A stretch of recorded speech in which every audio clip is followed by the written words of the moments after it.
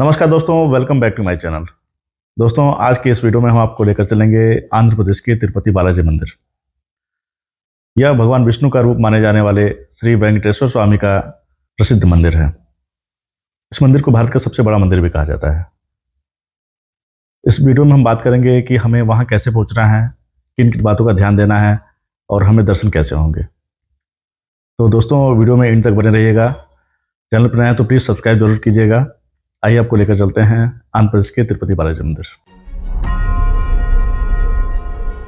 दोस्तों, सबसे पहले हम बात करेंगे कि तिरुपति बालाजी कैसे पहुंचें। यहां पहुंचने के लिए आपको सबसे पहले तिरुपति रेलवे स्टेशन पहुंचना होगा, जहां आप ट्रेन, बस या फिर अपने निजी साधन से भी आ सकते हैं। हमने यहां तक की यात्रा ट्रेन से की क्योंकि हमें यह सबसे बेस्ट लगा। दोस्तों, तिरुपति स्टेशन पहुंचने के बाद आपको भगवान के दर्शन कैसे होंगे इसकी जानकारी होनी चाहिए, क्योंकि यहाँ भगवान वेंकटेश्वर स्वामी के दर्शन आसानी से नहीं हो सकते हैं। उसके लिए आपको कुछ रूल फॉलो करने होते हैं। सबसे पहले आपको दर्शन टिकट लेना होता है। अब दर्शन टिकट के भी यहाँ पे कई तरीके हैं। पहला, स्पेशल एंट्री टिकट, जो कि आपको यहाँ आने से 2 महीने पहले ही ऑनलाइन लेना होता है। इसमें टिकट स्लॉट कम होता है, इसलिए किसी भी मंथ के फर्स्ट वीक में ही इसको बुक कर लें। एक बार स्लॉट फुल हो गया तो आपको नेक्स्ट मंथ में ही ट्राई करना होगा। दूसरा, सर्वदर्शन टिकट, जो कि यहीं तिरुपति रेलवे स्टेशन के सामने विष्णु निवासम में लाइन लगाकर ले सकते हैं। यहाँ पर लंबी लाइन लगती है, जो कि सुबह के 3 बजे से स्टार्ट होती है, लेकिन उसके लिए आपको यहाँ रात के 1 बजे ही पहुँचना पड़ेगा। लेट करने पर हजारों की संख्या में भीड़ बढ़ जाएगी और हो सकता है कि आपको उस दिन का दर्शन स्लॉट ना मिले, इसलिए आपको यहाँ समय का विशेष ध्यान देना होगा। दोस्तों, यहाँ आपको टिकट लेने के लिए एक खास बात का ख्याल रखना होगा। आप जितने भी लोग दर्शन करने जा रहे हैं, सबका आधार कार्ड होना चाहिए और सबको लाइन में लगना होगा। यानी अगर 5 लोग हैं तो सबको लाइन में लगना होगा। कोई एक व्यक्ति सबका टिकट नहीं ले सकता है। अब ये कैसा नियम है, हमें समझ नहीं आया। बेवजह भीड़ बढ़ाने का क्या मतलब है? एनीवे, भगवान के दर्शन करने हैं तो यहाँ के नियम को फॉलो करना ही होगा। दोस्तों, इसके अलावा यदि आप बिना दर्शन टिकट के जाना चाहते हैं तब भी जा सकते हैं, लेकिन आपको काफ़ी परेशानियों का सामना करना पड़ सकता है। इसलिए यदि आप दूर से आ रहे हैं तो दर्शन टिकट की व्यवस्था कर लें, और यदि आपका यहाँ आने का प्लान पहले से है तो 2 महीने पहले ही online special entry ticket book कर लें, जिससे कि आपका समय बचेगा और आपको परेशानियाँ भी नहीं होंगी। हम लोगों ने भी रात के 1 बजे लाइन में लगकर सर्वदर्शन टिकट ले लिया और हमें दिन के 2 बजे दर्शन का स्लॉट मिला, और अब हमें तिरुपति से तिरुमला पहुंचना है। लेकिन उससे पहले हमें माँ लक्ष्मी, जो माँ पद्मावती के रूप में यहाँ विराजमान हैं, उनके दर्शन करने चाहिए, जिनका मंदिर तिरुपति से लगभग 5 किलोमीटर की दूरी पर है, जहाँ जाने के लिए आपको स्टेशन से ही साधन मिल जाएंगे। दोस्तों, ये माना जाता है कि जिस तरह से माँ अपने बच्चों के लिए पिता से सिफारिश करती हैं, उसी तरह माँ पद्मावती के दर्शन कर उनको अपनी बात बताने पर वो भगवान वेंकटेश्वर स्वामी से आपकी सिफारिश करती हैं। माता पद्मावती के दर्शन करने के बाद हमें तिरुपति बालाजी के दर्शन करने चाहिए।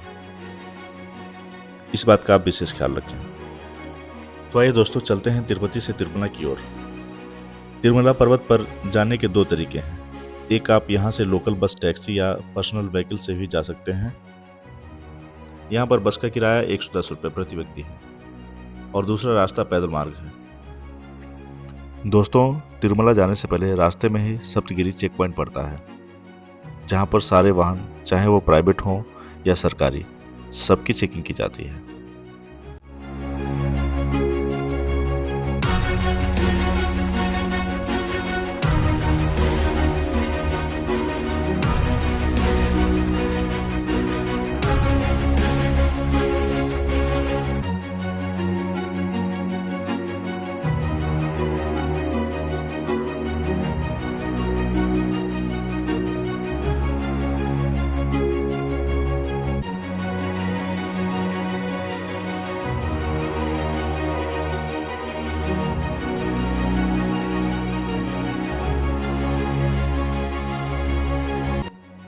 यहाँ हर एक व्यक्ति और उसके सामान की पर्सनल चेकिंग होती है। आप अपने साथ किसी भी तरह का अनावश्यक उपकरण, यहाँ तक कि प्लास्टिक की बोतल भी नहीं ले जा सकते हैं। यहाँ से तिरुमला जाने के 2 रास्ते हो जाते हैं। एक, आप अपने साधन से आगे बढ़ सकते हैं और दूसरा, आप यहाँ उतरकर अलीपिरी पैदल मार्ग से जा सकते हैं, जो यहाँ से 500 मीटर की दूरी पर ही स्थित है। आपको पैदल मार्ग से तिरुमला जाने के लिए लगभग 11 किलोमीटर की यात्रा करनी पड़ती है, जिसमें 3550 सीढ़ियाँ हैं, इसलिए ये रास्ता काफ़ी कठिन है। फिर भी काफ़ी श्रद्धालु इस रास्ते से नंगे पांव जाते हैं।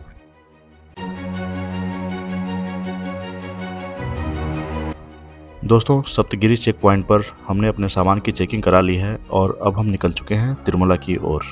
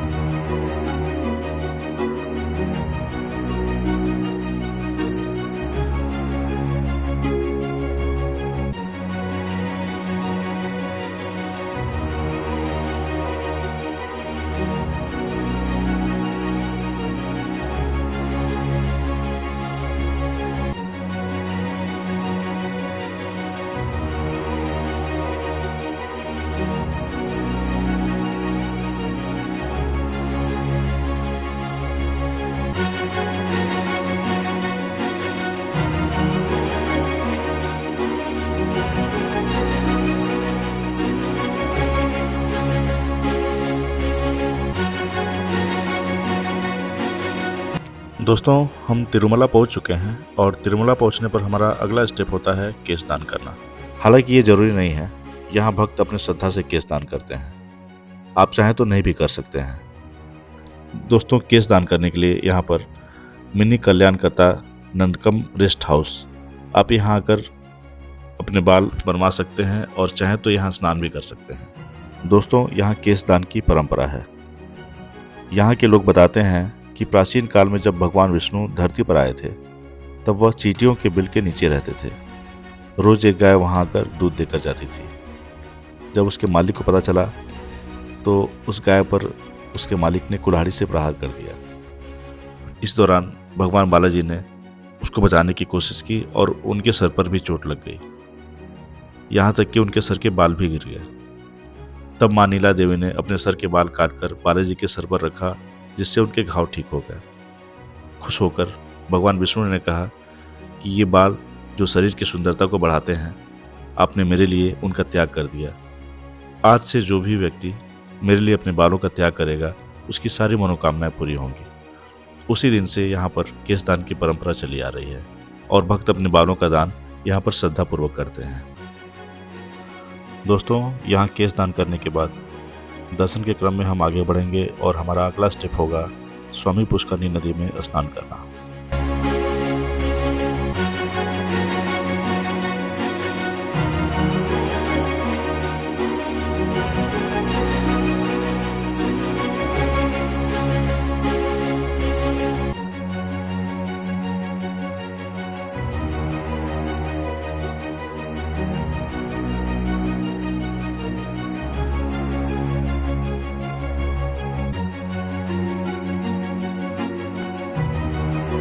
दोस्तों, केश दान करने के बाद स्नान हमें स्वामी पुष्करनी नदी में ही करना चाहिए, लेकिन दर्शन स्लॉट को देखते हुए अगर आपके पास समय न हो तो कम से कम स्वामी पुष्करनी नदी के जल को स्पर्श जरूर करें।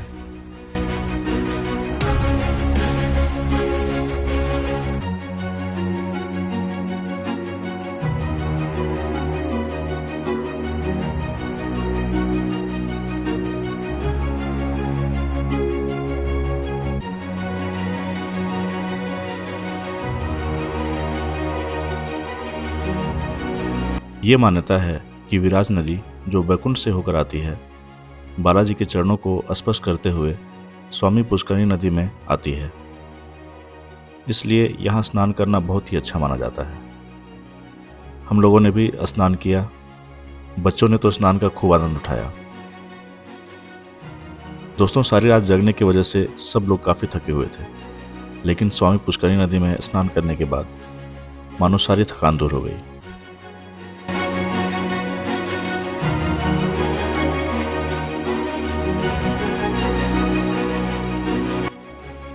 स्नान के बाद हमारा अगला स्टेप है श्री आदिवराह स्वामी के दर्शन। दोस्तों, यह दर्शन बहुत ही अनिवार्य माना जाता है। श्री आदिवराह स्वामी, जो कि भगवान विष्णु के ही अवतार माने जाते हैं, तिरुमला की पहाड़ी के असली मालिक श्री आदिवराह स्वामी ही हैं। इसलिए इस क्षेत्र को आदिवराह क्षेत्र भी कहा जाता है। ये माना जाता है कि कलयुग में भगवान के आग्रह पर श्री वराह स्वामी ने भगवान वेंकटेश्वर स्वामी को इस जगह पर रहने की अनुमति प्रदान की थी। इससे प्रसन्न होकर भगवान ने वचन दिया कि तिरुमला में पहली पूजा सदैव श्री आदिवराह स्वामी जी की जाएगी। दोस्तों, ये मंदिर स्वामी पुष्करनी तीर्थ के बगल में ही है। आप यहाँ दर्शन जरूर करें।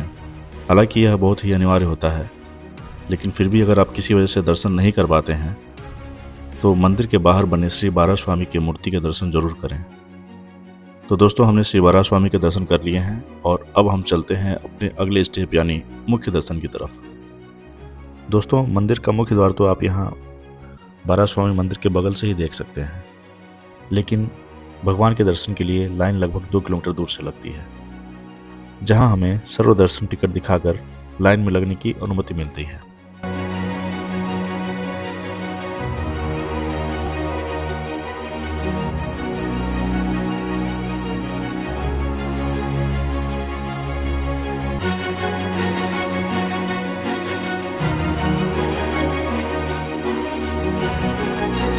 तो दोस्तों, इंतज़ार की घड़ियां खत्म हुई, हम लाइन में लग चुके हैं और हम भगवान श्री वेंकटेश्वर स्वामी के दर्शन के लिए जा रहे हैं।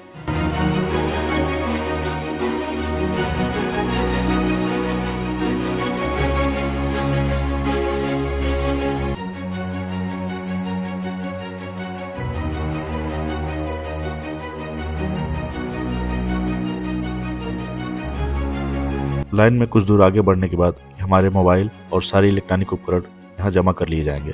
दोस्तों, यहाँ से भगवान के दर्शन का वीडियो तो हम आपको नहीं दिखा सकते हैं, लेकिन इस विषय पर आपसे बात जरूर कर सकते हैं। तो आइए पहले चलते हैं, भगवान के दर्शन करते हैं।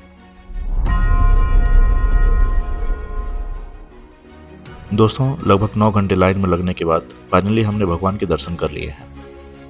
हालांकि भीड़ ज़्यादा होने की वजह से हम उनकी एक झलक मात्र ही देख पाए, लेकिन जितनी देर हम उनके सामने रहे, मानो शरीर में एक अजीब सी ऊर्जा का प्रवाह हो गया।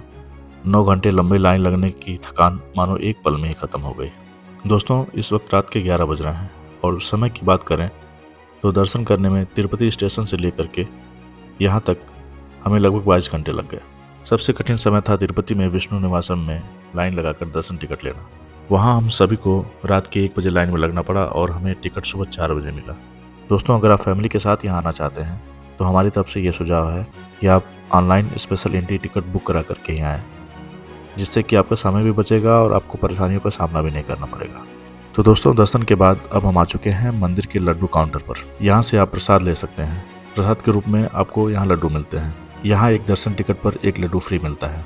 उसके बाद अगर आप अतिरिक्त लड्डू लेना चाहते हैं तो आपको 50 रुपये प्रति लड्डू भुगतान करना होगा। दोस्तों, प्रसाद लेने के बाद अब हम आ चुके हैं तिरुमला अन्न प्रसादम सेंटर, जो कि मंदिर से 200 मीटर की दूरी पर स्थित है। यह रात के 12 बजे तक खुला रहता है। यहाँ पर आप फ्री में भोजन कर सकते हैं। यहाँ पर हजारों लोगों को एक साथ प्रसाद के रूप में भोजन कराया जाता है, जो कि बहुत ही स्वादिष्ट होता है। आप जब भी यहाँ आएँ तो अन्न प्रसादम में जरूर आएँ। तो दोस्तों, इसी के साथ तिरुपति बालाजी के दर्शन का हमारा ये सफ़र यहीं समाप्त होता है। वीडियो कैसा लगा हमें कमेंट बॉक्स में ज़रूर बताइएगा और वीडियो को ज़्यादा से ज़्यादा शेयर कीजिएगा। अगर आपने अभी तक हमारे चैनल को सब्सक्राइब नहीं किया है तो प्लीज़ सब्सक्राइब जरूर कीजिएगा। मिलते हैं आपसे अगले वीडियो में, तब तक के लिए ओम नमो वेंकटेश्वराय।